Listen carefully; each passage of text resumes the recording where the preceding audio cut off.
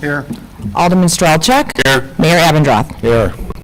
We have a quorum, and the item first on our agenda is the approval of minutes from September 5. Move to approve. Second. Motion and a second to approve. Is there any discussion? Commissioner Parrish. It's probably not the time. I just wanted to let you know I'm abstaining for item 3A today. So, and Okay. otherwise I'm in favor of the minutes as well. So it's a third. All in favor, say aye. Aye. Any opposed? The minutes are approved. The next item is the consent agenda, and it's a public hearing for two items. First one is Wavy Bones LLC for Hype Fitness. The applicant is seeking conditional use grant approval for a fitness center of 2,400 square feet for the property located at 6,000 West Executive Drive. Motion to go into public hearing. Second. Motion and second to go into public hearing. All those in favor say aye. Aye. Any opposed? We are now in public hearing. Is there anyone who wishes to address the council on this item? Motion to close public hearing. Second. Motion and second to close public hearing. All those in favor say aye. Aye. Any opposed? Public hearing is now closed. The next public hearing is for Greg Thompson for Storage USA. The applicant is seeking final condo plat approval for 8 storage units for a proposed development for the property at 10271 Baldev Court. Motion to go into public hearing? This one actually isn't a public hearing item. This is consent. Yes. Excuse me? This item actually isn't a public hearing item. It's just a consent agenda item. It's just a consent item? Then can I ask a question? All right, never mind. We now have 2 items on the consent agenda. We need a motion. Move approval. Second. Motion and second to approve. Commissioner Becky Schaefer. I have a question on 2B, because I know we had some discussion, that was some discussion at the last meeting, and I think the main outstanding issue is around the water, and it sounds like the applicant's request was approved to have a single meter for all the units, is that correct? Essentially, yes. We worked with the applicant to find a solution that followed both our water tariff and the Public Service Commission regulations, and that solution is this condominium plat. Okay. Thanks. Okay. Motion and a second to approve the consent agenda. All those in favor say aye. Aye. Any opposed? Consent agenda is approved. Regular business, Bear Arms LLC. Applicant is seeking sign waiver approval to allow for an awning sign that exceeds the allowed size for the property located at 9653 North Granville Road. Thanks, Mayor. So Bear Arms currently has an existing canopy sign which was installed without approval. It also exceeds the allowable size per the sign code. The existing sign is on the canopy over the north entrance. According to the sign code, tenants are allowed awning sign up to 4 square feet if they have their own principal exterior entrance. This is the case here. The tenant does have their own exterior entrance. The existing sign is roughly 7.6 square feet, which exceeds the 4 square feet. The applicant has indicated in the letter to the commission, which is included in your packet, that this is the only identification for their business. And again, they also mentioned that staff had recommended this canopy at the time of building site plan approval, and tonight the sign is in question, not the canopy itself.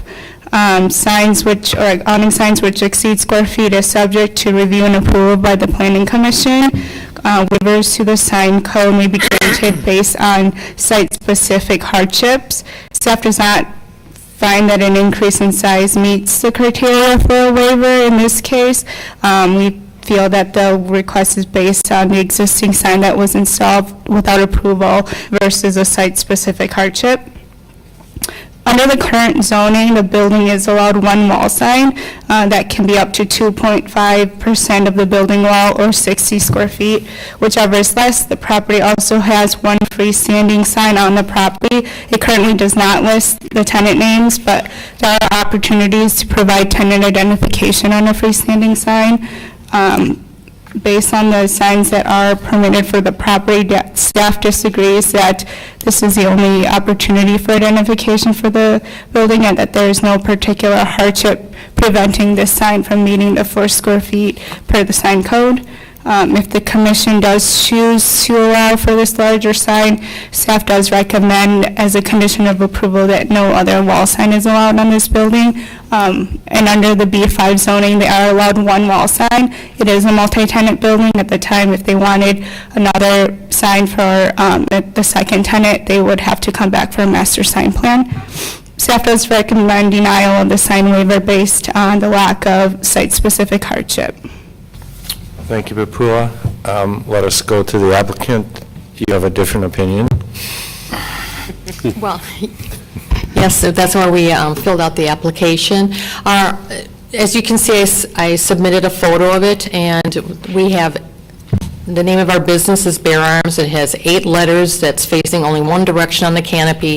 It is a financial hardship. It's a visibility hardship that if we cannot identify our one form letter that we sent you, we are oversized. We did not know we were oversized when we created this custom beautiful canopy. We don't have the funds to go back and recreate this custom beautiful canopy that complements the facade in our one and only entrance to the building. We're also at a disadvantage of visibility by the customer traveling past our business with the 45 miles per hour posting in front of our business. You will miss us in a split second.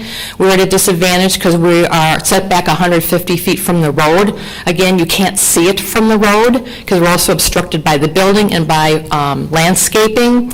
We're at a disadvantage from the customers traveling to the north because the building blocks our north door entrance.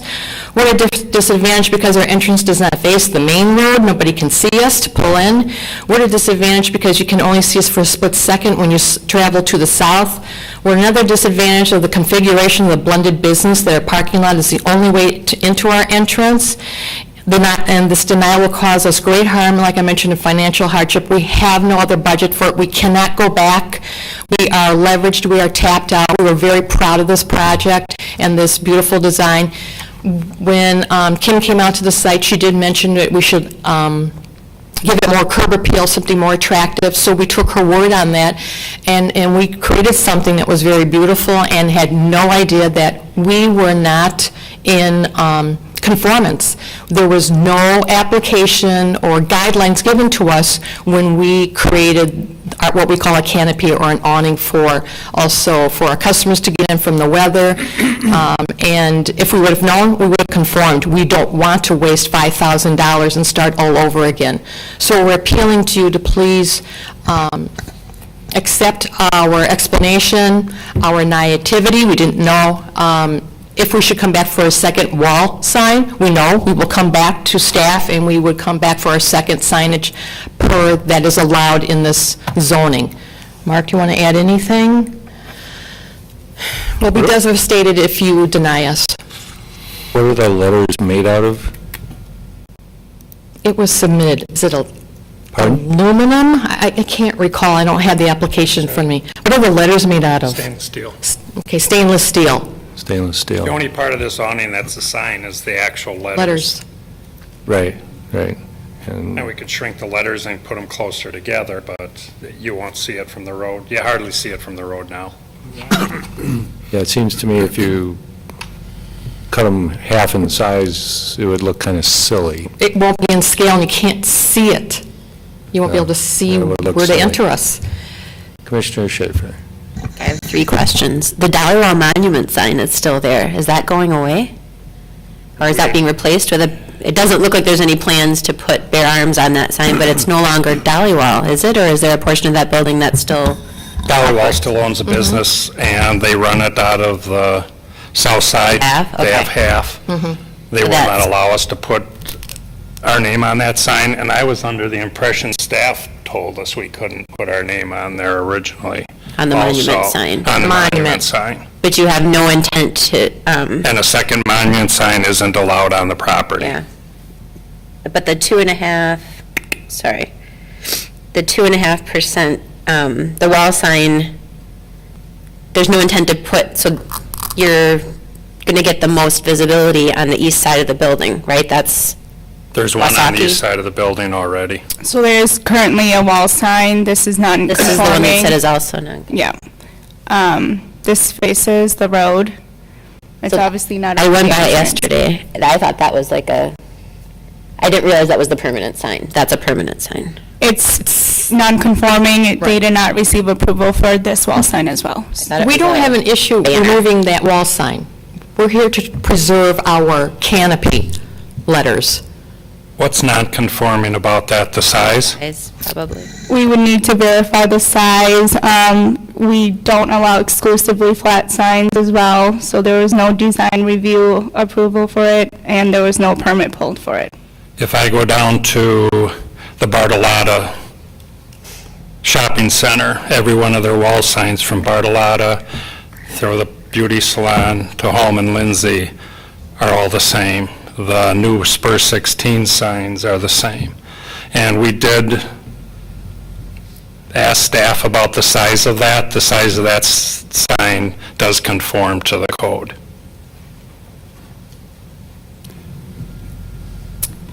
Well, we don't have to go through all those signs, Yep. but some of those signs are temporary signage, and then other signs were approved through a master sign plan. Okay, we're not here to consider the wall sign, correct? No, No. the canopy. The canopy sign. Commissioner Strelchek? If the canopy sign's non-conforming and the wall sign's non-conforming, why are we dealing with one and not both? They have indicated that they would remove the existing wall sign, so they're not here to ask for a waiver to keep it. They're here to ask for a waiver to keep the canopy sign. I came into the city hall, and when they sent somebody out to look at our signs, the one sign they said that I should apply for a waiver is the Bear Arms letters on our canopy, to come to the planning commission and fill out a waiver application, which we did and paid for, and that's why we're here, to ask for a waiver for this sign on the canopy, the letters on our canopy. Cheryl, take a deep breath. Well, you don't understand. I'm just This- trying to understand, I mean, the bottom line, I'll just start with where I sit on this. It's, anytime you put lettering, anytime you put signage on the side of a building in the city of Mequon, from day one all the way until, as far as I can foresee in the future, you need to go to city staff, get a permit, they need to review your design, and then you put it up appropriately. Okay, so the process wasn't followed, and I need to state that here because we're asking for a variance after the fact, and I don't want to set a precedent for future people. That being said, I see a need for this lettering over this door. You have a single entrance with people entering the building with firearms in a multi-tenant building. I really would like them to walk into a sign that says that that's where they go. Because I'm pretty certain the Dolly Wall doesn't allow firearms in their section of the building. No. So that would create an awkward inconvenience in a multi-tenant building, and that's why I would be willing to accept the variance. But as a planning commissioner, we got two signs out of variance. A, I want people to find your building. B, I want them to go in the right door. And as long as the wall sign and this sign can, you know, I would be, I'm willing to make a motion shortly after a little more discussion for a variance on this sign, but I'd really also like to consider tabling this and bringing this back with the wall sign to consider allowing that as well, or allowing a variance of it, so that we deal with this once, or do you want to approve that on a staff level and deal with that? Because you're going to have expense redoing that sign as well. Or we submit it conforming to the dimensions which it's conforming to, but just go through the proper process. If it's a non-conforming size currently and you apply for it after the fact and it's non-conforming, you'll be right back here with that sign in a second meeting. And I'm trying to avoid a second run at the hill on that, maybe just deal with it all in one fell swoop, if we can. You know, talk to us about what works for you. I mean, you've got a One heavy at a time. investment in the city. The city's, you know, worked with you on a couple pilot program things. I want to make sure that this business goes in and it's successful. It's in a place where it's safe to have this business. The zoning isn't straight up retail. It's a single unique use for the city. it's not just a blanket use, like every single person that puts a business in that zoning would be allowed the same signage, you know, for the safety of the consumers and the safety of the neighbors. I feel it's appropriate signage so they can identify the building and go in the right entrances is appropriate in this case. Do we want to talk about reviewing wall signage and considering a table on this? Because they don't have to take it down if it's tabled. They just get to wait another month to Oh, okay. wonder how the 'Cause that vote's was going to my go. fear. We couldn't take down. No, no. So the existing, they are allowed one wall sign, and staff would not approve this existing wall sign based on design, but if they want to bring it to the commission and have the commission look at the review of this wall sign that's in front of you for approval, that's up to the applicant. Can it be done under a master sign plan? It would just be done under a sign waiver because they are allowed a canopy sign, but we're here because they exceed the allowable size for that. And then a wall sign, if it met all the criteria, design and size, that could be approved at a staff level, but they would be back here for a sign waiver for the design of the wall sign. Why don't you move the waiver and forget about the wall sign? Let Do the staff- wall sign in Let the second staff one? deal with the wall sign. Okay. All right, I'll move for approval on this waiver. I'll second it. Motion and second to approve the waiver for the canopy sign. Is there any discussion, further discussion? All in favor, say aye. Aye. Any opposed? Thank you. And you work with staff on the other side. Yes, thank you. You're welcome. The next item is Oven Salving and Paul Offerbach for the Fillinger family. The applicant is seeking a zoning recommendation from R1 to R1 PUD and concept plan approval to allow for a 13-lot, single-family subdivision on 70 acres located at the corner of Bonnewell and Riverland Roads, named Riverland Estates. We must remove this from the table. Make a motion to remove from table? Second. Motion and second to remove from the table. All those in favor say aye. Aye. This matter is now before us. Papula. So again, it was tabled at the last meeting, and there is a revised concept plan before us this evening. The revised conservation plan proposes 55% open space with lots ranging from 1.6 to 3.3 acres in size to be served by a public road. The existing, again, just to recap, the existing R1 zoning allows 13 lots with 5-acre minimum lot sizes, and development under the current zoning would preclude the ability to provide common space features and an open space buffer. It also would limit the ability to protect the woodlands and the wetlands on the site. This revised concept plan shows lots that average 2.13 acres in size. Only one of the lots exceed 3 acres in size. Previously approved conservation subdivisions have lot sizes from 1.5 to 2 acres in size. This revised concept plan addresses a lot of the recommendations made by staff and a lot of the comments made at the last meeting. The revised plan shows an overall decrease in average lot sizes. It also now meets the goals of the conservation subdivisions. They are clustering the lots into 4 groups, and it's creating open space between the groupings. They're also providing, with the gaps in between the groups, access from the road to the exterior open space.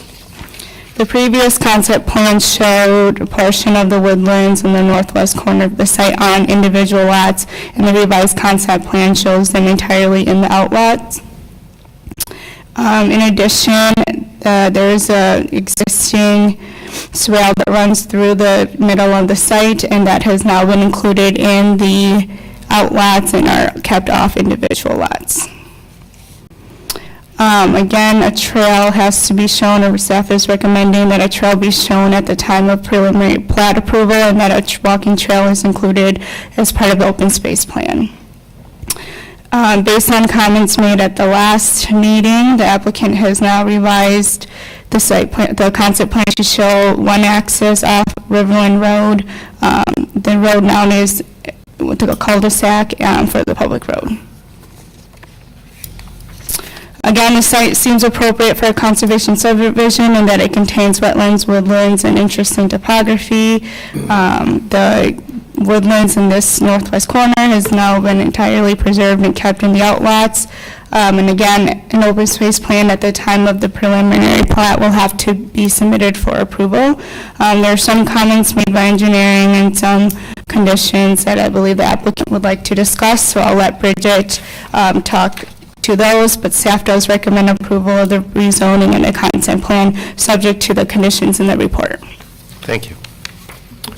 Bridget. So one of the conditions that is still on the staff recommendations is the bypass lane. The applicant does show the acceleration, deceleration lanes, as well as the median island per staff recommendations. As Papula mentioned, the existing swale through the center of the site, it now isn't contained on an individual lot. It's now part of the outlot. We did receive an email from some of the residents in the area today, and some of the concerns still surround stormwater management. Again, that stormwater management is required for this site, and it's required that the site doesn't exceed the existing conditions. So the developer's engineer will have to prove that to the city staff as well as MMSD. Okay, thank you. A couple people registered to speak. Bruce Ross.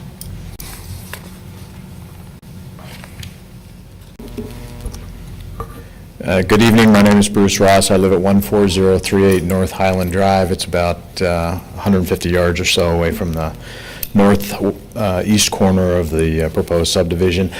I've kind of taken a role in helping coordinate the neighborhood response. I just wanted to let you know that last week our steering committee of about 10 people met with the developer's representative, Paul Applebach. It was a very collegial, positive meeting. I thought, we got a lot of issues out on the table. We got caught up to date with what the current state of play is. We realize it's not a requirement for the developer to do this. We appreciate that. We appreciate what the staff has done in terms of addressing some of the concerns that we brought in front of this commission last time. We appreciate what the commission has provided in terms of direction to the developer and how the developer himself has addressed many of our concerns. There's still 3 areas that we have particular concerns, and they may not be particularly ripe for discussion at this commission meeting. However, we thought we wanted to put them on the table. One is, as has been discussed, the passing lane. It's a pretty rural area. We've requested, and the city, I think, has begun to undertake a traffic study. We hope that the speed limit's going to be reduced, and that will obviate the need for a passing lane. It's just not in keeping with the character of the area. We have safety concerns, of course, primarily pedestrian versus auto interactions. So that's paramount, but we don't think a passing lane will be required, especially if we get a reduction in the speed limit. As has also been mentioned, we remain concerned about the stormwater management associated with this property. Excuse me, yes, we fully appreciate that the engineering design intent is going to be to ensure that no additional water flows off of this property. We're obviously not far from the river. There's a groundwater recharge area. There's some fairly sensitive areas that are downstream from this. The neighbors who are downstream of it have experienced increased water flow, erosion, total suspended solid growth, I'll say, passing through or affected by stormwater runoff in this area. That has increased over the past few years. Who knows why? Global warming, extreme events, or the only for sure thing that we can point to are the subdivisions that are to the west that contribute to the stormwater runoff in this area. And while they have been designed to the same no additional runoff criteria, design intent does not always equal the practical reality of what you're left with when the engineering has been done. We've asked the developer, and he is considering it, to maybe overbuild the stormwater retention facilities, I guess, features for this area, and we appreciate that he's considering that. We will be very interested in the calculations that the engineers come out with, because we have some resources that will help us understand that a little bit better. We are also concerned about the number of wells in this area. We're not experts in that, but a 60-year resident to the north who is a heavy well user is very concerned about that and has brought that to our attention. We don't know what the right answer is, but we're hoping that city planners will have some better appreciation of that. There's been some discussion of a drawdown test. We don't know if it'll show. I guess generalized concern about the you've got the DNR, you've got MMSD, you've got the city, you've got the county, all with their hands owning a piece of the pie, and the ordinances are not entirely consistent, and so we're concerned about gaps that may appear between the permitting of the personally owned waste treatment systems, proximity to the wells, and the sensitivity of this environment that surrounds it. So we're a little concerned about that. And we're just going to be very interested moving forward. We appreciate your consideration, the consideration that you've given us to this date. I'm open for your questions if you have any. Thank you. Thank you, Mr. Ross. The next person would be Pamela Ross, but she does not wish to speak. And Cheryl Brickman also does not wish to speak.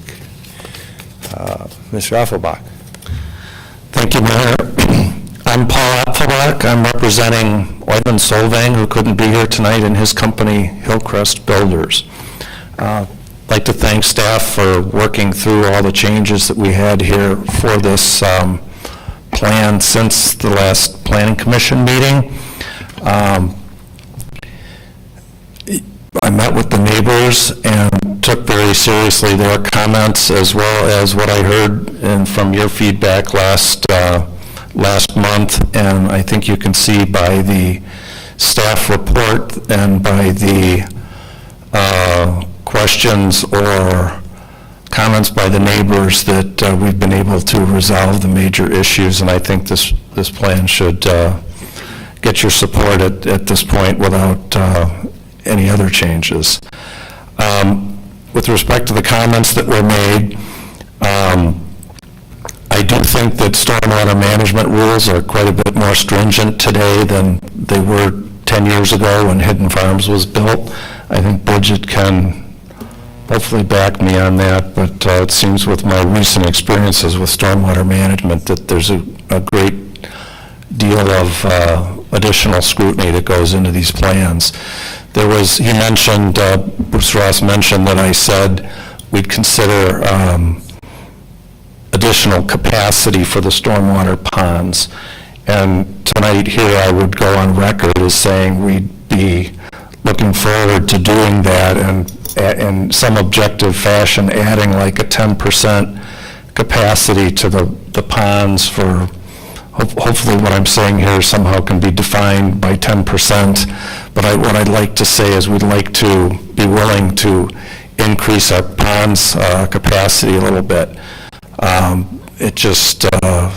We have the room for it, and I don't consider it a terrible expense that we can't dig the ponds a little bit bigger as long as the equipment's all there. Didn't exactly get approval from the engineer for that, but Oyvind and I are more than happy to go the mile for this. You heard the bypass lane issue come up a couple of times. We also don't think that's necessary. We think the deacceleration lanes are adequate for that intersection. And then with respect to the only other issue that was raised was the wells. And while I can't sit here and guarantee that there's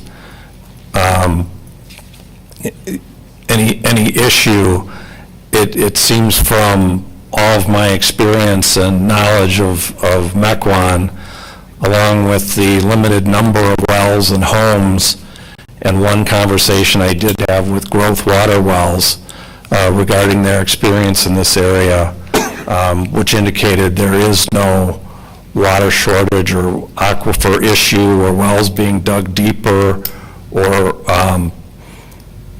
any issue that would lead to any concern, and considering it's really unprecedented and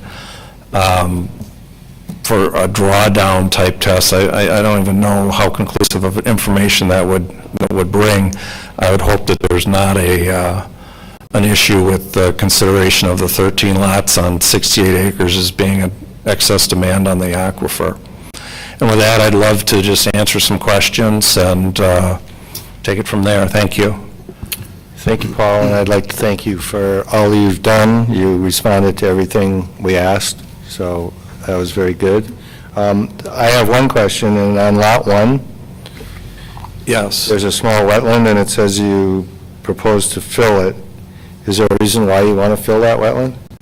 That note went on there as an abundance and caution that if we didn't have it on there, we felt we wouldn't have the choice.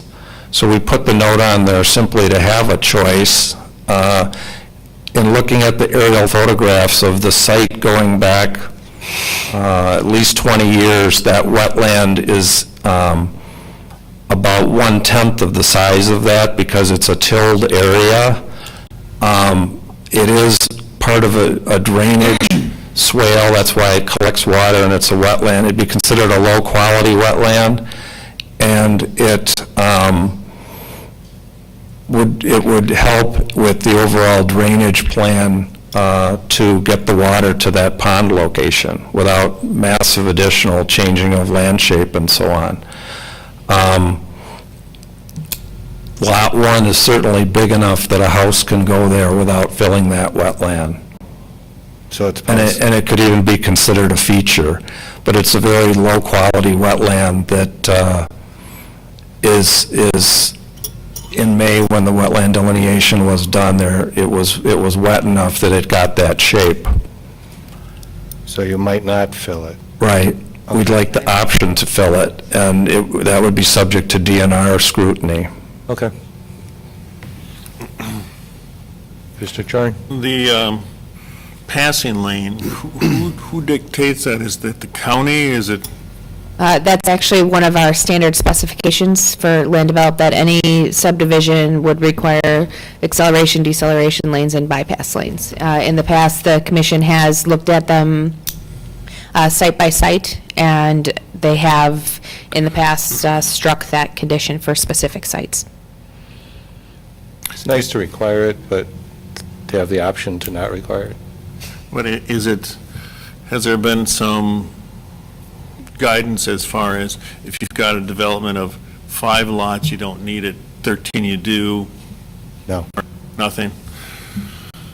And on the plan, does it show the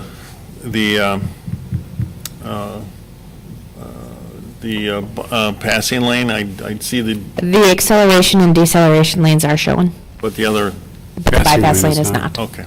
Okay, that would be on the east side of the road. Right. Correct. So is the issue just the passing lane? Mhm. Okay. What is the status of the 45 miles an hour going lower? We've done traffic counts, but we have not analyzed those traffic counts. And if it was lower, would it help? Generally, yes, anytime you're going slower, it does help you to have that decision time. 5 miles per hour isn't going to give you a lot of decision time in this area. But could be enough. It could be enough. That's if you follow it. Commissioner? I was fortunate enough to be able to go to the meeting last week, and it was a really great meeting, and we've been through a lot of developer turmoil where developers aren't willing to meet with residents, aren't willing to talk through the plans. I really just want to commend this developer for taking the time to meet with the neighborhood and genuinely listen to the concerns. He's done quality projects in the city in the past. The neighborhood felt that he listened. This plan before us today shows that he listened. It accomplished everything that I was hoping to accomplish by tabling this, in the last meeting. Mainly completely preserving the woods, the drainage swale, the discussion on overbuilding the ponds a little bit really does set the neighbors to ease. This year's been an exceptionally wet year. All the water flow that's come through this site from other developments, as well as, what's coming from this land has been pretty extensive, and the neighbors towards the river have been more soggy this year than previously. And I think we can tell by the mosquito count. I mean, you really can't walk in your yard without getting attacked, where I really didn't have an issue in years previous.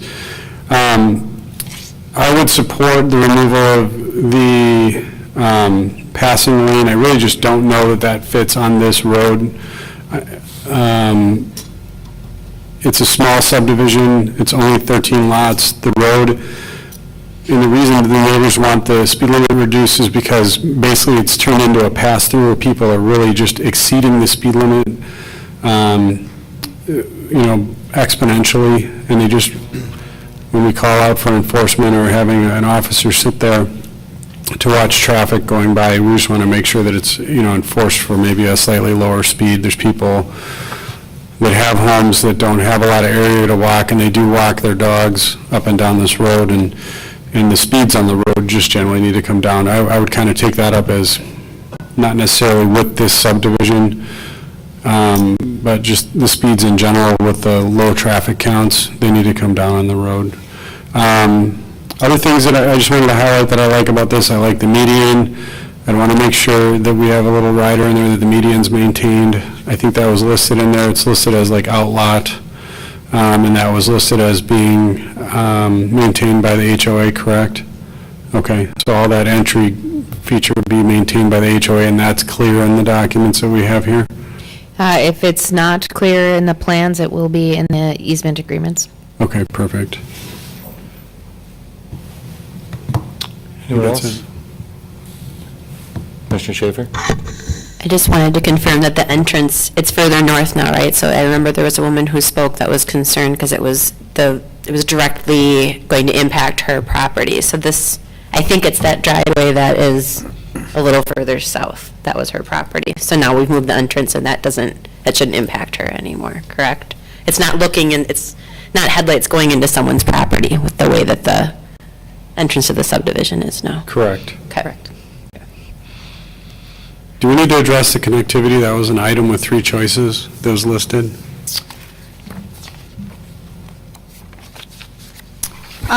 There is no. Sure, we can. These are the options for connectivity as stated in the report, and staff is recommending no connectivity as far as roads. So that is the recommendation because there's no opportunities because of the environmental feature in the existing subdivision. If, again, he is working through trail developments for the preliminary plat, if he wants to connect to existing trails, I think we can work through that, and he can work through that with the subdivision to the west as well.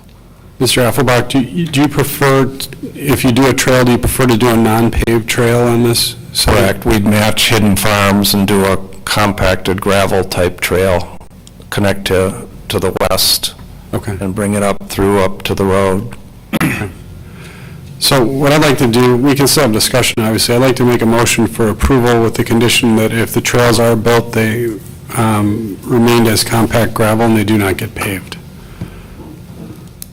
The passing lane. It's a motion to approve Motion approved without the bypass lane. without the bypass lane. Which Thank is you. number You're looking. number 30. Yeah, with removal of number 30, and then if we do put trails, walking trails on there, that they would not be paved. Rob, what about the 10%?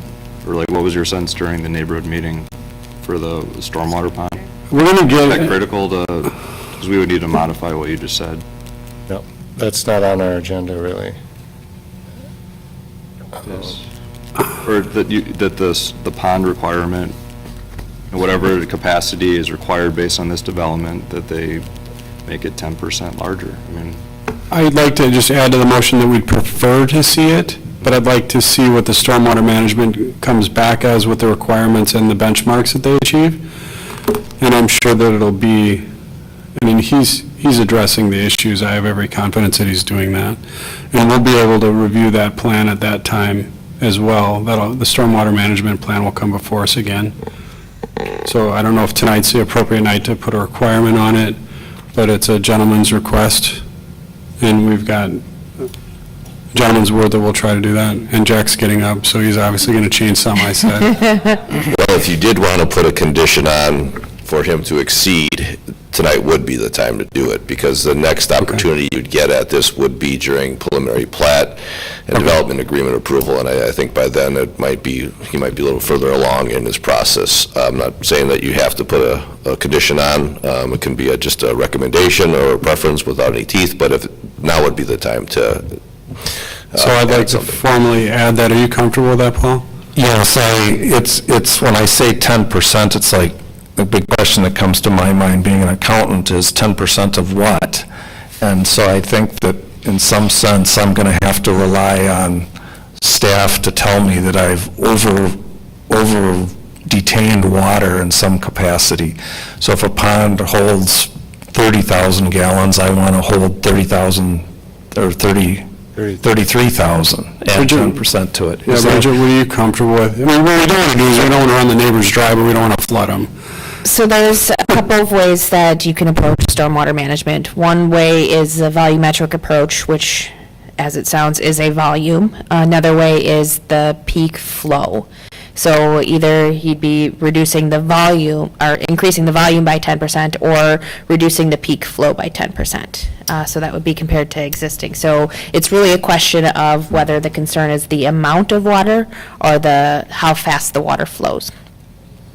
I was thinking like the amount of water, so that if we've got one of these huge rainstorms, the ponds would fill with more water before they discharge at a excessive rate, and then it can run off at a prescribed rate. I would agree with that. So you So- recommend increasing the size of the capacity of the pond by up to 10%, if Yes. that works. Yes, I would recommend increasing the size of the ponds by up to 10%. That's fine. Thank you. Second. A second. Any further comments? All in favor, say aye. Aye. Any opposed? That is approved. Thank you, Paul. Congratulations. Thank you. Thank you, neighbors.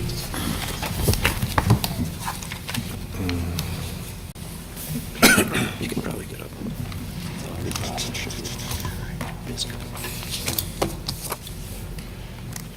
The next item is Schaefer Development Company for St. Paul Fish Company. The applicant is seeking sign waiver approval to exceed the allowable number of signs and the size of the signs for the property located at 6200 West Mequon Road.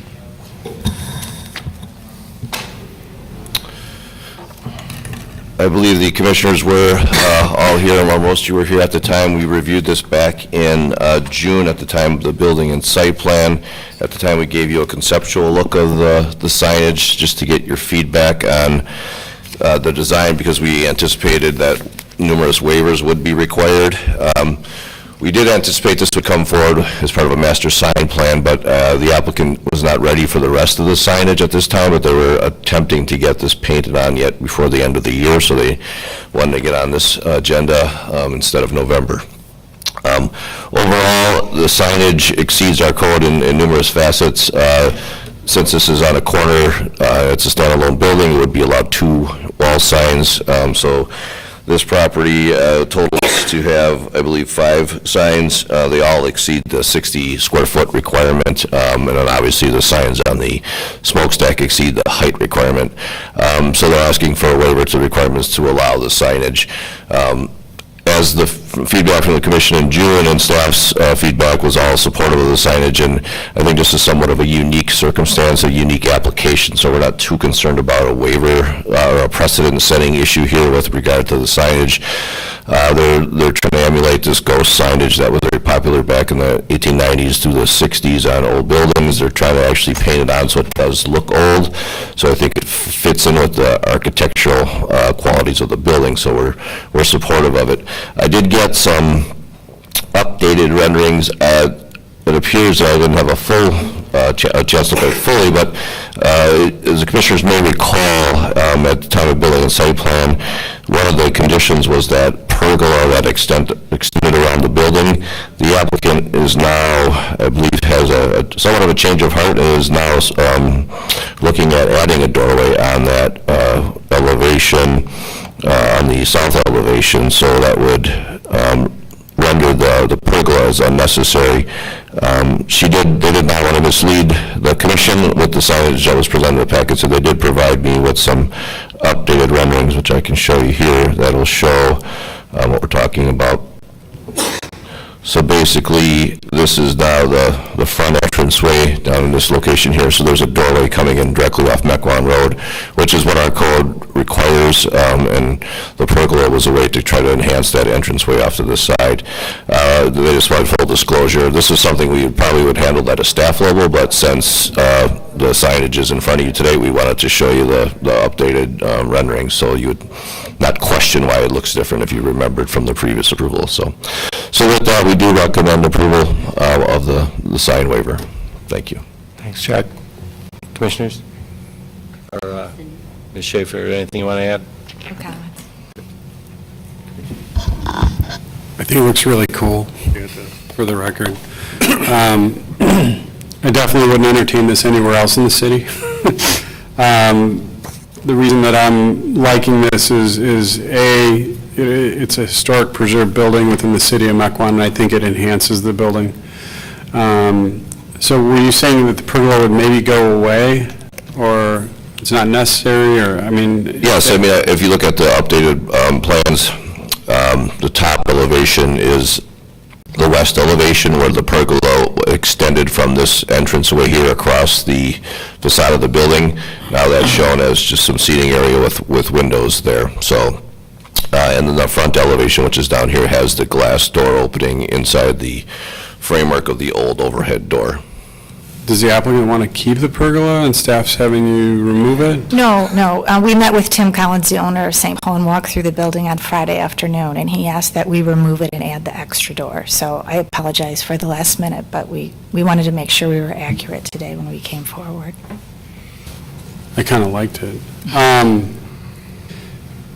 The paint on the smokestack in specific, I mean, can you talk to me about like the process that is? I mean, it looks from the renderings is that it's more of a translucent paint. It's not completely opaque. It isn't just what I want to see is what we see in the rendering, and I don't want to say, oh, you approved it and this was the process, and it ends up being this, opaque cream and chocolate, the full smokestack. I want to see it as a somewhat translucent would be my ideal goal. And can you describe to me the process or any portion of like assurance that it'll look like the rendering? Well, that's always our hope, that it looks like the rendering. We have an old-school German painter named Jürgen who will be up there painting this, and he's done quite a bit of work for St. Paul Seafood in the past. So that's the goal of this. And your goal is to have it be translucent, be able to see the brick through it? Yes. Okay. That was my biggest question and biggest concern on it. I just didn't want it to be this opaque billboard like you see at some of the downtown buildings. And it's just really well done, and everything you've done with the project's been great, so thank you. Thank you. Mr. Schaefer? I think this is a fantastic sign. It looks great, it complements the building, and it does, and I'm sure it's going to do well for the occupants, and based on everybody's feelings, I would move approval as submitted. Second. Motion and second to approve. Any further comments? All in favor, say aye. Aye. Any opposed? Motion passes. Thank you very much. Thank you. Thank you. Next item is policy matter, City of Mequon, Chapter 58 of the zoning code, as it relates to conditional uses in residential areas. Thank you, Mayor. As many of you may recall, a number of months ago, we kind of kicked this discussion off of changing some of our conditional uses in our residential zones based on some state law changes that happened earlier this year. So we formed a subcommittee. It was Commissioner Parrish, Commissioner Stoker, Alderman Worth, and myself. We met several times to kind of talk about what we'd like to see changed or modified with regard to conditional uses. So there's 3 attachments in your packet. I guess I'd like to start with the last page. This was a section of definitions that we're looking to add to the zoning code, and this is kind of somewhat helpful with regard to some of the uses that we'll talk about in a moment. We added a definition of kitchen. This has come up several times in our zoning code, and there really was not an adequate definition of what a kitchen is, and this really comes up a lot with regard to what a guest house is, and our current ordinance basically says it cannot have a kitchen facilities, but it didn't define them. So we had numerous debates over the years of what a kitchen is, or even with the mother-in-law suite that would have a kitchen or not have a kitchen. So some people would want to have a microwave and a wet bar and cabinets and things like that. So we actually put in a definition for kitchen, which is an area used for the preparation of cooking of food that contains a sink, stove, range, oven, cooktop, and a refrigerator. Just to be a little bit more specific on how a kitchen is defined. We also added a definition for a commercial outdoor recreational facility, and we changed the name from what was previously in our code just to make it a little bit more clear. We added a definition for attached, and this is again specific to, it has applications to garages as well, but this is also specific to the issue of guest house mother-in-law suite, what is considered when it's attached to the building. So we added some language in here that a structure has interior access at the dwelling at the floor level. The distance between the attached structures to connecting walls with the primary structure is 30% of the maximum width of the attached structure, which basically means you don't want to see a real narrow hallway and then a really wide addition, and they say it's attached. Next one is that they have a common roof line or some sort of roof connection. If it's like a shed roof going into the house, that would still be considered. And then the final one is that there's a connection between the foundation of the structure and the dwelling. In the past, years ago, I know that there's been, since there was not a definition, there has been some garages that were built with just a connecting pergola and things like that. And I don't believe that was the intent of the code when it was developed. So this, we tried to clean this up as much as possible. And I did, Alderman Worth, who's on the committee, is not here, but I did forward this to him for his comments, and some of the comments he made to me are incorporated in these definitions, including that one as well.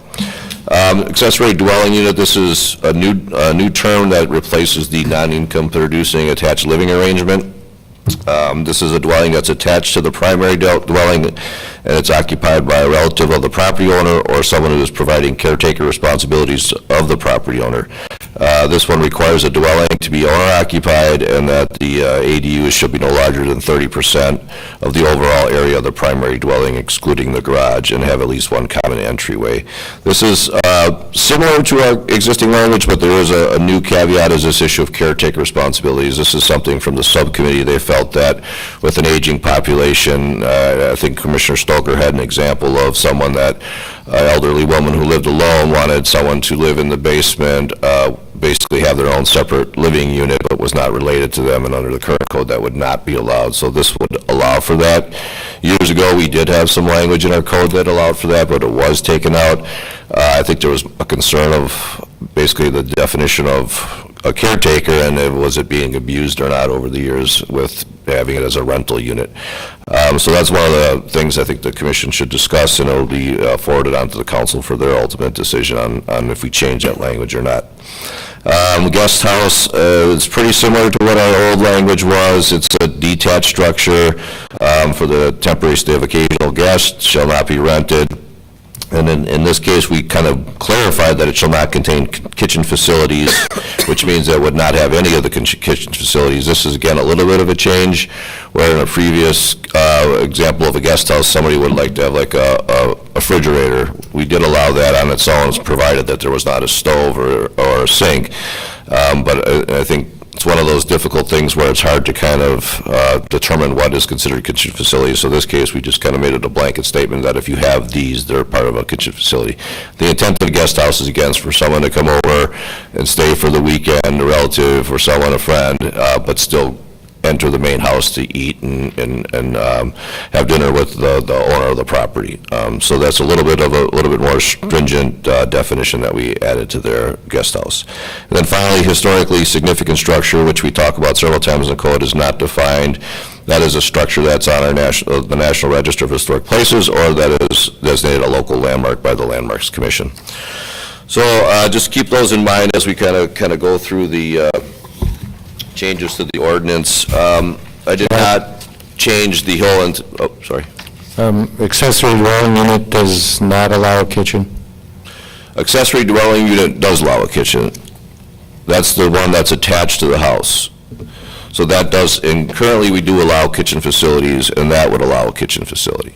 So you'd have an attached living unit with its own kitchen? Correct. And that's what we consider the non-attached living accommodation today, which we do allow kitchens in those as well. The only difference today would be that fact that you could have a caretaker if that's what the commissioner and the council ultimately decides, whether that should be a caretaker or that should just be restricted to relatives of the owner of the property. And our concern was that these become rentals over time, and it's hard to police, but, you know, the burden on that owner is so great if they do need a caretaker that kind of polices itself is how it really plays out, and if it gets, same way any other code enforcement matter. So yeah, we wanted to allow that. And then with the guest house, by not having a kitchen in there, no one can live there, so those seem to, yep, those seem to be pretty common. They have to call Domino's for pizza every night. Alderman Swalchuk. I think what I'd like to see maybe is the definition of caretaker buttoned down a little bit. Yeah, we can work on that. And then maybe a rider in there where it can't be rented. You know, if it's a caretaker, you're not going to rent it to your caretaking service. They're there to take care of you. You're providing that facility for them. You're not renting it to somebody who might be taking care of you. And I think that would completely, you know, the definition of the word caretaker, and then also the fact that you couldn't rent it would mitigate the abuse on that, the abuse potential on that site. You know, otherwise I think you're going to end up in a situation where, like, you know, I've got 2 kids that are going to school, and let's say I want to rent it to my nanny, or I want to rent it to a tutor, and I'm gaining rent to have somebody on site to help me out, but I'm also getting a deal on getting my kids taken care of. I don't know if that's a real fit for something like this, and I don't see that that would necessarily be a use either, but again, I'm just seeing, I've got a situation in my neighborhood where they're trying to rent a basement as an apartment, and we know it's a non-allowable use, and you've worked with me on that. But I don't want to see this end up being a situation where you've got people coming and going, it's an Airbnb, it's a short-term rental. Well, that's a whole other interesting topic, which I'm discussing with the city attorney on how this impacts the Airbnb requirements, because we're limited by statute on some of it, and whether those accessory dwelling units, if it was vacant, could be an Airbnb legally or not, and I'm still trying to get an answer. I'm not sure if there is a clear answer to that. To address your other concern, yeah, we talked about this issue of abuse, and the hard part is it becomes difficult to prove, as you know, prove whether someone's paying rent or not for a place, unless they're advertising in a local paper. It's going to be very difficult to whether somebody's actually paying rent to live in the place or not, so it becomes a difficult enforcement issue. The other issue is that if you do have you could allow someone to live in your house currently and pay rent to you for living in one of your bedrooms versus living in this separate unit. So there's always going to be a possible end around to get around the item, but we can try to button up as much as we possibly can. I think we've only had, since these are still our conditional uses and they're still conditional uses, that every one of them that should have been built legally would have come before you, and I think in the last 12 years I've been here, I think we've maybe had 5 or 6 that come in front of this board. So it's not a huge number, not a huge issue out there, and I don't know if there's a ton of them that are like pre-existing either. So, but I think we understand the intent. We can try to kind of button that up a little bit more strong, but I think I really think we need to respect the neighbors at this point. I mean, we want people to be able to use their homes and get the care that they need in their homes. Absolutely. We want to be sensitive of that as a city.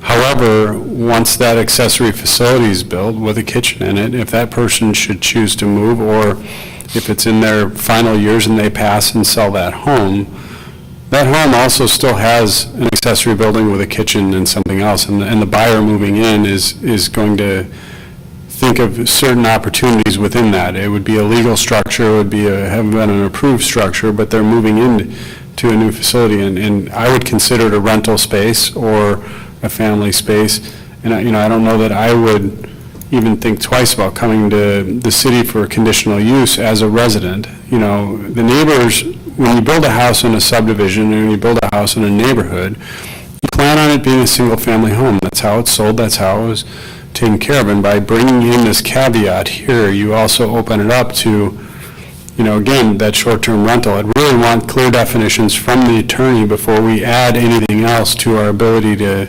build extra structures in the city. Full disclosure from the attorney, what are we dealing with current state legislation? Well, again, the only change we're making is this issue of the caretaker. Right now, under our current ordinance, you can do the mother-in-law suite as a conditional use, as you always could. This is just allows for this caretaker to be included in that. And I think it just, I think there's a lot of convoluted language with regard to the short-term rental and how that plays in, and I don't think it's all that clear. I've asked for him to kind of look into that a little bit, but that issue really is already an issue. We're not creating another issue by changing what we're doing here. We're just basically adding that caretaker portion as part of it. And that we can definitely try to button up in a way that limits the abuse to it. Caretaking activities, what it means, Yeah. Yeah, I just... how many hours a week they need to be... Yeah, it's really going to be, I think, it's servicing. the devil's in the details there, because, again, you could have someone say, they cut my grass for me, so they're living there, basically, and they're Well, my you could have, caretaker. So, you could have your property caretaker mowing the lawn once a week and weeding a couple things for 5 hours, and, then you got a great rental on your property. yeah, so... Why does it have to have a kitchen? If you're the caretaker, can't you eat in the regular kitchen?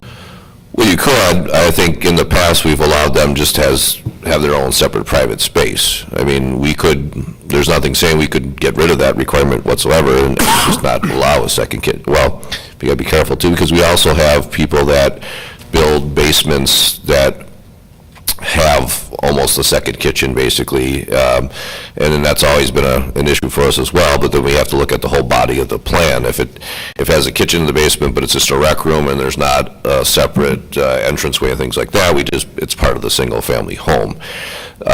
This typically is geared towards someone that actually is adding on, or, doing an addition or a remodel, that they're actually physically, you can tell by the plan that it shows a kitchen with a bedroom and a bathroom with a common entryway with a separate doorway, that they're building it as a separate unit to keep it private.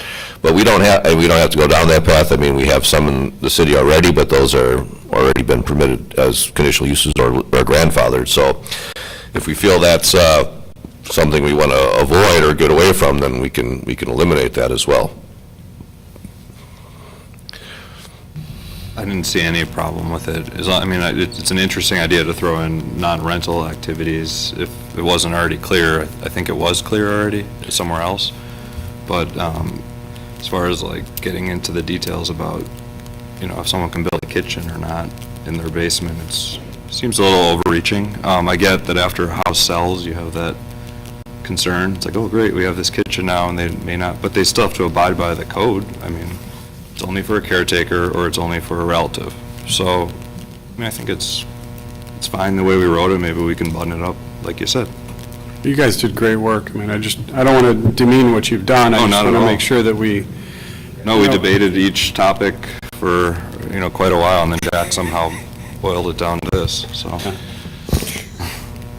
And again, we've, in the past, our building inspection department, again, with Mequon having larger homes with a lot more amenities, we've struggled with this issue on numerous occasions with people having another kitchen or, labeling it a rec room, but it has a full kitchen in it and stove, and so it's never going to go away, but I think we're all on the same page. We want to make sure that we're not allowing somebody to do something that is kind of contrary to the subdivision of having single-family units in there and not having additional suites. But I will say, though, we do get a lot of calls about mother-in-law suites in terms of the popularity of people looking for them because of the aging population and kids staying home longer and things like that, so. Make a great man cave or a she shed. She shed. Well, you see the commercial on TV all the time. He doesn't watch. My she shed is burning down. She shed. What? I think I'd know if my neighbor had a she shed. Why not? Might be decorated beautifully. We have all these things in my neighborhood, and the bottom line is, God, the people who live there on a regular basis, and you know who they are, and they don't cause any problems. It's just when you get to the rental, is when you start to see problems. So. Well, that's one of the reasons why we took out the issue of the income production, is that if you're having your relative live there, whether you charge them to live there or not, it's really not an issue or not. It's really the fact that you're having someone else live there would be the issue where the money comes involved. If you want to charge your kid or your grandmother to live in your house, I mean, I don't know if that's the burning issue, but it's having some additional separate, family living there or something like that that usually causes the problem, so. Again, if there's any specific changes, recommendations, what our plan is here is that once I get a little bit more clarity on some of these other items, I'll bring it back for a full ordinance change. As I stated in the report, by doing some of these things, which I'll get to later, we'll have to rezone a few properties as well concurrently with this, so we don't make anyone non-conforming that we're aware of. And so at one time, I'd like to bring back the full ordinance and run that through parallel with the rezoning. So if there's any changes, again, just feel free to mention anything that you want to see different. I did make a sample change of the R1, which is in the report as well. I didn't do all the districts because they're all pretty much the same. I included the red line version of my comments in there, and I did incorporate some of all the worst comments in mine as well. So if you go through the first page on section 58-234B, basically we struck the farms for the keeping of fur-bearing animals, goats, shall not be permitted except as a conditional use, because it doesn't list it as a conditional use. I'm not sure how that got in there. Same with the commercial fish hatcheries and commercial greenhouses. And you'll see that we've moved those into the OA if they were not in here. So they're in the ag overlay, which means if you have 10 acres, you can get it through the ag overlay. So we didn't really take anything away from there. The next question that we kind of talked a little bit about was this issue of this guest house, this detached guest house. Right now, our code for detached structures states that you're allowed, in addition to any permissible garage, one detached storage structure not exceeding 1% of the lot area. It was never really clear in our code that how the guest house works into that, and so we've allowed people to have the guest house in addition to that 1% structure. Now, some of the committee members felt that on a 1 acre lot, that may be too many buildings. You could have a house with an attached garage, you could have a 436 square foot garage, and then you could have a guest house as big as you could to get to the lot coverage requirement, which is either 15 or 20%, depending on what zoning district you're in. So you could have a substantial number of buildings on a 1 acre property. Some of the committee members felt that we should maybe allow the guest house on the 5 acre piece and allow the attached or detached storage structure, but once you got below the R1, then you have to have a choice between either the detached storage structure or the guest house. You wouldn't be able to have both to limit the number of buildings. So I don't know how the commissioners feel about that. On 5 acres, you can have a fairly, also a very large property, so I don't know if having a big storage structure as well as a guest house is really going to have an impact on the neighborhood, since it's a fairly large structure. But in the R1, you're allowed a 2,200 square foot detached storage structure, so you could have some substantial sized properties on there. Now, we also don't have a lot of full 5 acre subdivisions. Most of the rural stuff is conservation subdivisions, other than like Ridgeview and a couple other ones. Most of them are the conservation subdivisions that are between 1 to 2 acres. So on a 1 acre lot, you might have 4,400 square feet of various buildings. That's kind of what this boils so 1 acre lot, you're 43,560 for square footage. Now, you could have a house on there, 3,000 square foot house. You could have a 436 square foot detached structure, and then you could have a guest house, provided that you don't exceed the 15 or 20% lot coverage for the whole parcel. Now, lot coverage is not a floor area ratio, so it doesn't include, so you could have a 2-story, 6,000 square foot house, 3,000 on each floor. So you could end up having, several buildings on there. Again, guest houses are not all that common.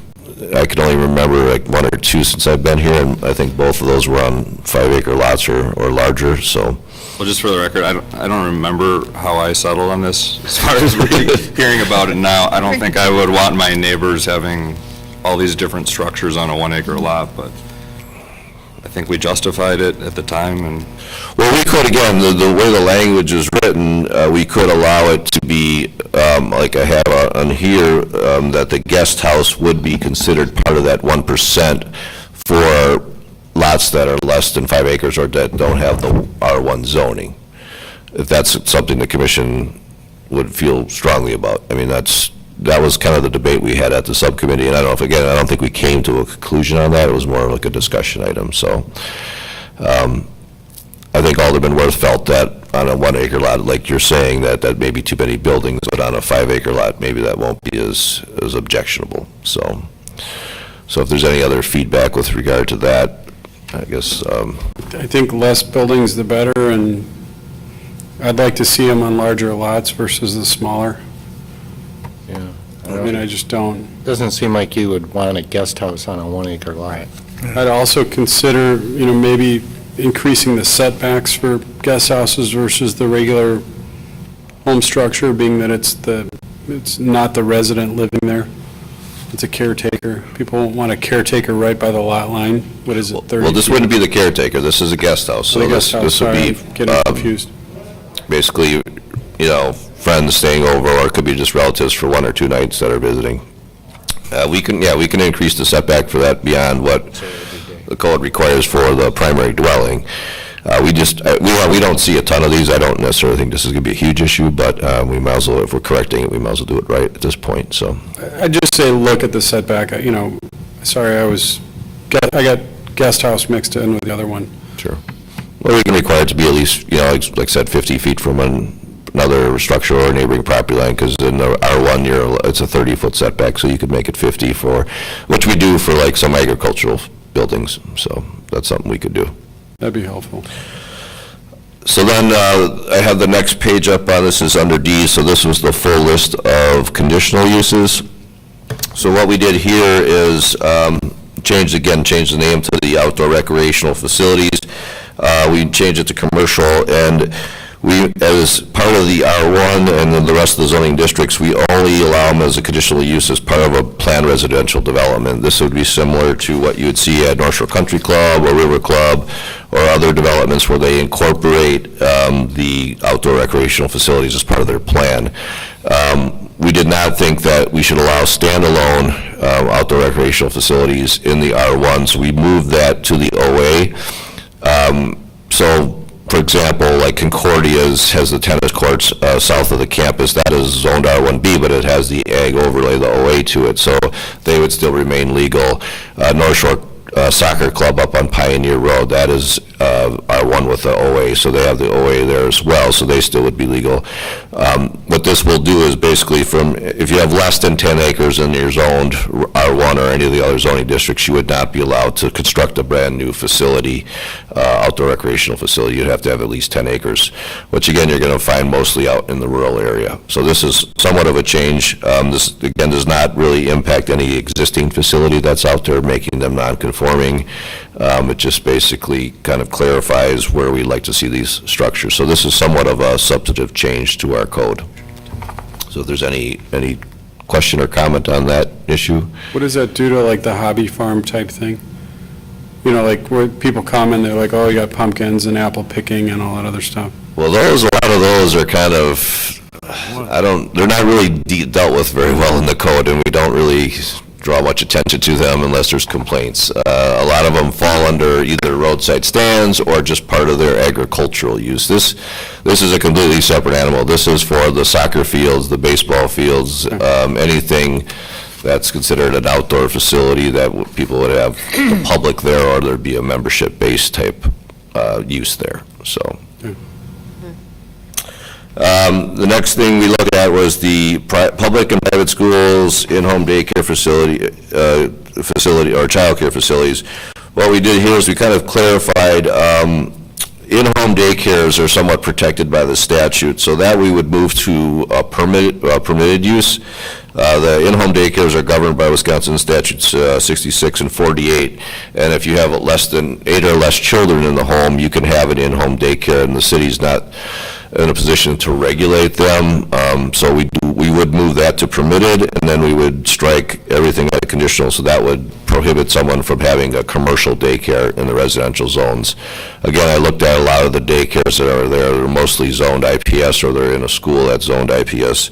We also took out public and private schools. Based on the checking of the inventory, all of the schools except Donges Bay School are zoned institutional. So this is one of those items where I would have the Donges Bay rezoning come forward, or excuse me, MATC as well. I would have them come forward with a rezoning to institutional, so I would not make either one of those non-conforming with the changes made here. But we just felt like all these facilities are already zoned IPS, so why would we not just require them to rezone IPS if they wanted a new facility? The same with churches and religious institutions. The only one I could find that was not under the IPS zone was the Unitarian Church, so that would be another one we would look at rezoning from residential to IPS.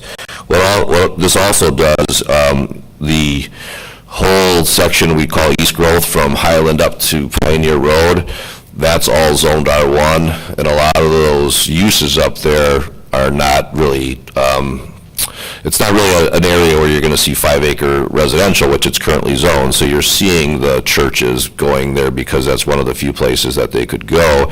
And so one of the policies that we try to put forward with regard to updating the land use plan for that area, we wanted to do that prior to that area becoming overwhelmed with those uses in the R1 before we could look at a full zoning change to something a little bit more intense once sewer becomes available. So that would take that option away for them as a conditional use. It would require them to do a rezoning to institutional, and then the commission and the council can weigh whether that's a good land use strategy to go forward. We made a change. The 5 and 6 were somewhat related. 5 allowed private lodges and clubs, and 6 was a commercial use of historically significant structures. The committee felt that his commercial use was a little bit vague, so they kind of combined those basically and made historically significant structures used as a private club or lodge as a conditional use.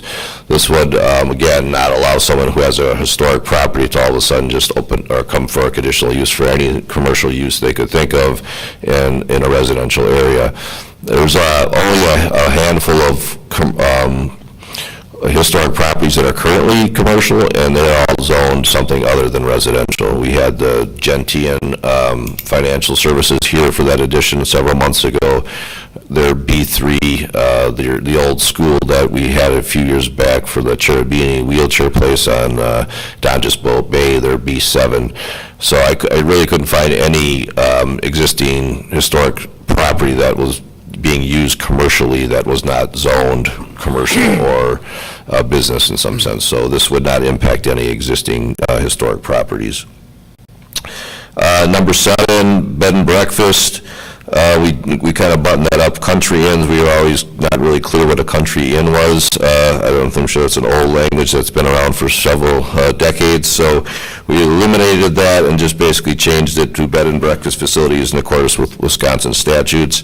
This is one of those issues now where I think we only currently have one bed and breakfast remaining, and that's on Wauwatosa Road, and that property is zoned R2.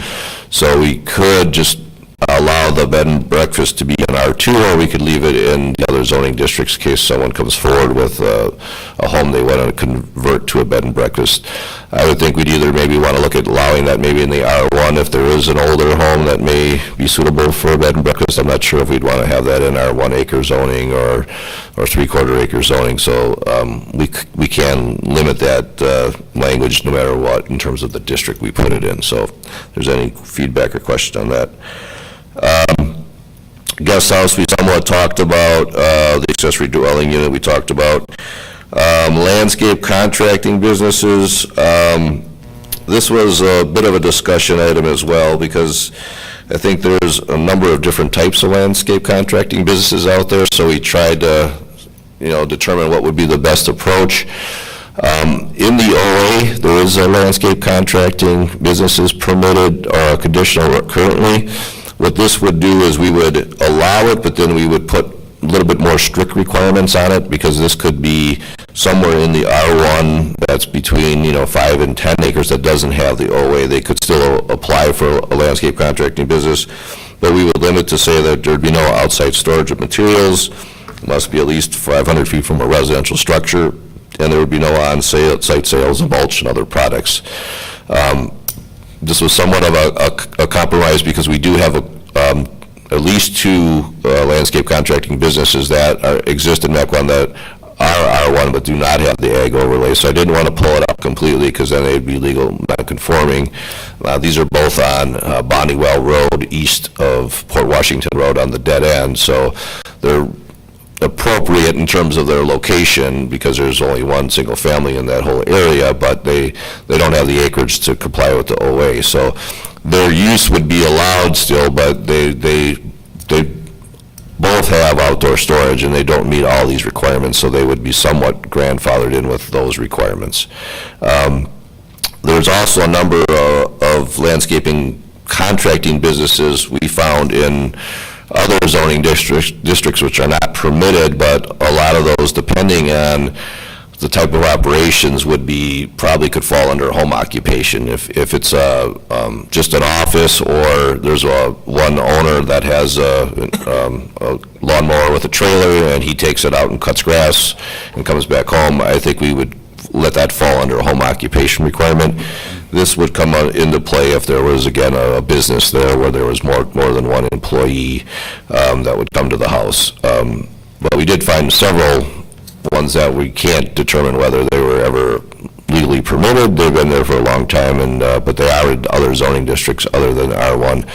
We would leave this language only in R1. We would not look at putting this in any of the other zoning districts as well. What about tree service? There are some of those too, and again, this is where I would classify tree service as a landscape contracting business under a definition. I would consider a tree service as part of that. Now, again, if it's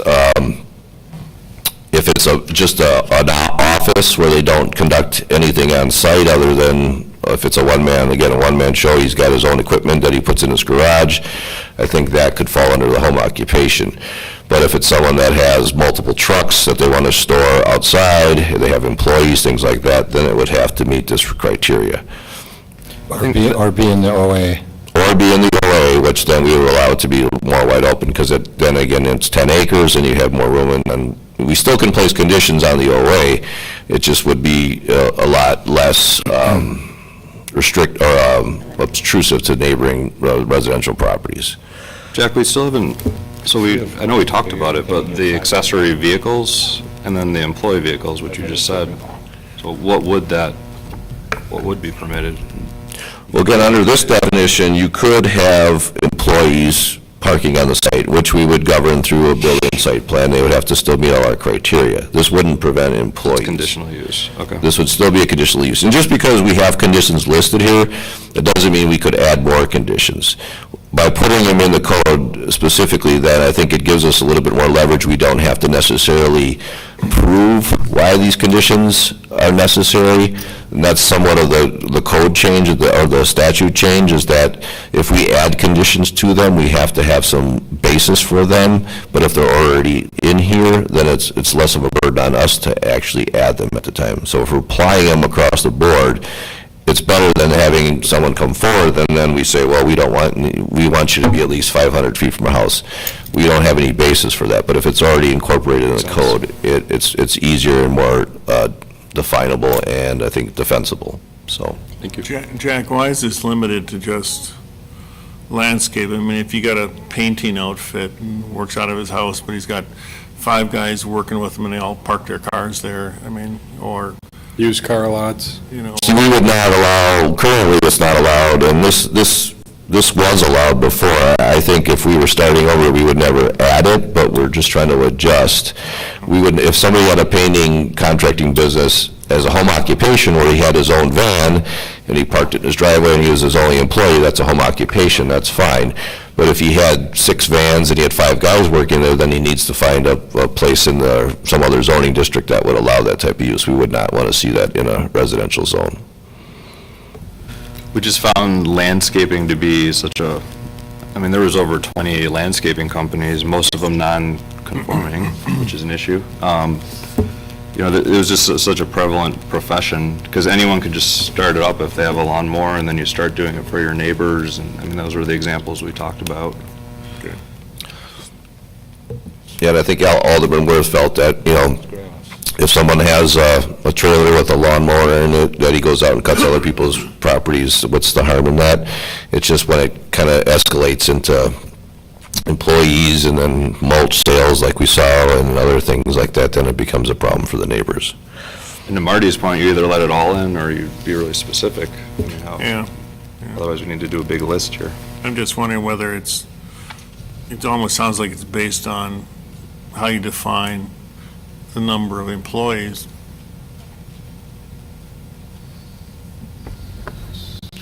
You know? Well, in this case, again, Under the home occupation. That'd be under if the it's, home- if you have no employees other than family members, then it would be a home occupation. This would allow, and this is kind of that area where we're trying to somewhat protect two of the existing ones we have. So this is R1 only. We would not, again, put it in any other district. So R1 is 5 acres up to 10, where they don't have the OA. So in those areas, again, this is probably going to be more in a rural area. It's probably not going to be in a subdivision. They would be allowed to have it limited by the conditions you see here, but they still would be allowed to have additional employees. I don't see it being, I mean, I could probably even do a query on our GIS to figure out how many properties actually fit in this category. I don't think there's a ton, but we somewhat wanted to at least protect what was there and maybe still allow it in a case where, you know, someone does have 9 acres somewhere that is somewhat in the rural area. They just don't have 10 for the ag overland, and it still would be a legitimate use for that property. Jack, is there a call out where it's not allowed in a PUD? That would be a good protective factor that would. I'm not, so if this is residential-based zoning, you would not allow any commercial uses as part of a PUD, per se. Is that what you're getting at? I'm not sure. Oh, yeah, you approved a 13-lot subdivision, we just, you know, one of them wants to become a landscaper. It's R1. Right, but in those cases, again, they don't have the 5 acres. We would distinguish, I think I see where you're coming from, we would distinguish from lots that have less than 5 acres because of the PUD. Okay. That's where you're going with that? Sure. Yeah. They got to be Okay. 500 feet from the structure. Yeah. No way. No one's going to meet that. Good job, guys. I mean, Yeah, this is, It gets complicated. This is only one of the zoning codes. I know, this is just R1. They struck the fish hatcheries. Well, the fish hatcheries. What's up with that? Why can't we have fish? That kill your beaver? We didn't have a lot of interest in that over the years, but we do allow it. I believe we added it to it's in the OA already, so they do have that ability. We scratched the goats, fur-bearing animals in greater quantities by law by right as well. I don't think we've ever had a request for that, except maybe an additional horse here and there. And then we scratched microbreweries as well. yeah, why did we do that? We just added that a couple years ago. Yeah, we added that as, Was it for? it was, Wineries. no, we added winery, and And the then Andrew Durbin, Alderman Durbin wanted breweries as well. But we ended up taking wineries out as well, and we ended up putting that in the OA, because that seems a little bit more consistent with the OA, but I don't know if a microbrewery would really necessarily fit in with the OA either. I think that would have to go into like a B2 or a B1 zoning district. So we just removed that completely, and haven't had any requests for a microbrewery since then. All right, So. good. You can just do the distillery. So we did, again, as I said, in the OA, we added the nurseries with the greenhouses, we added the commercial outdoor recreational facility, and we added the winery as conditional uses. Now, again, if there's any other conditions we want to add to those conditional uses, we can look at that as well. I guess one thing I did, glance over, under 15 community living arrangements for 9 persons or more. This is one of the comments where Alderman Worth felt we should add some conditions to those. This is basically a CBRF. Under state law, if it's 8-bed or under, they can locate in a residential zone as a permitted use. If it's 9 or more, they can locate in a residential zone as a conditional use, but the statute's very unclear on what we can do in terms of adding regulations. With the 8-bed and under, we can't add any regulations that we couldn't add to a single-family home. So if we were going to say it had to be a single story, then you would have to say all your homes have to be a single story, because you can't discriminate based on accessibility issues. I think it's not 100% clear if that applies just to the 8-bed or under, or if it also applies to 9 and above. Because one of the things we talked about at the subcommittee level was we should, if we're going to allow these larger CBRFs in residential areas, then they should look more residential in character. They should have, sloped roofs. They should have to have, meet all the requirements that the architectural board would put on a single-family home.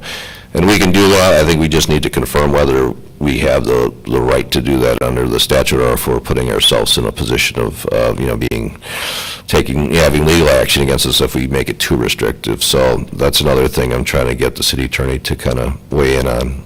So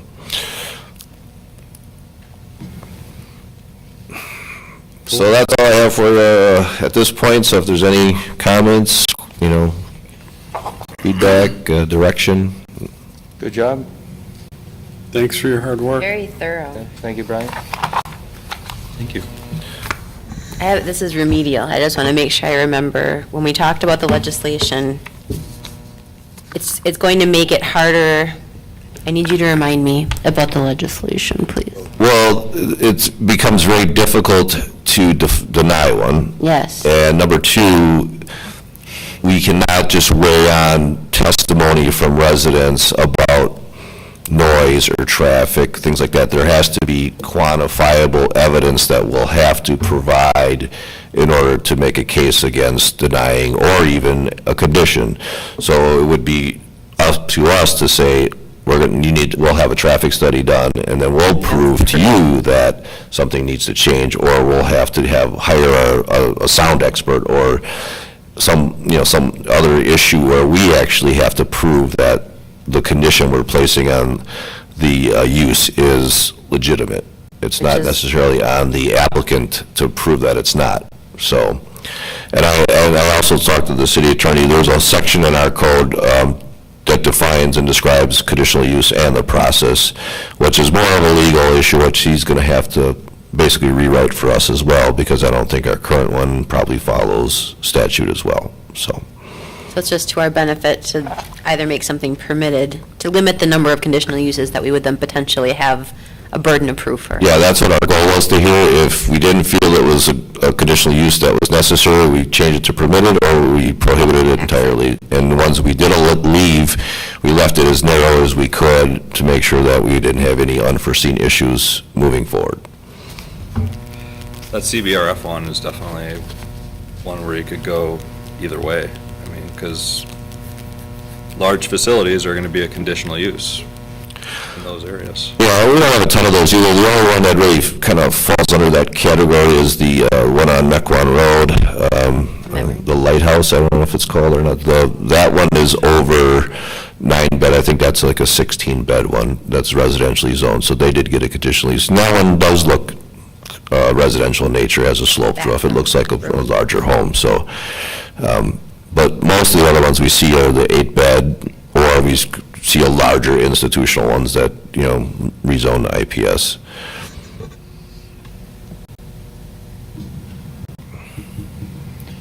Okay. Any announcements? Motion to adjourn. So moved. Second? Motion and a second to adjourn. All in favor, say aye. Aye. Aye. Any opposed? We stand adjourned. Meetings when it's beginning. Is there announcements?